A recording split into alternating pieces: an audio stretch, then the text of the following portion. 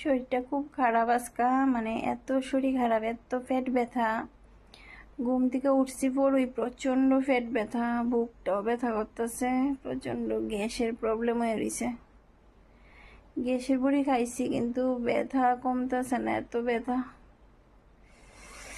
তো আজকে ঠিক মতন ভিডিও দিতে পারতাম না, এত শরীরটা খারাপ লাগতেছে।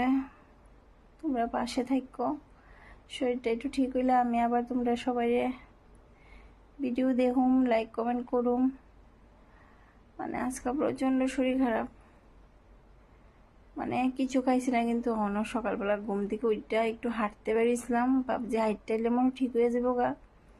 মানে হাইটটা আইসি পরে যেমন আরও বেশি বাড়ছে, এত ব্যথা, মানে শ্বাস ফেলাইতে পারি না, শ্বাস ফেলাইতে খুব কষ্ট হইতেছে।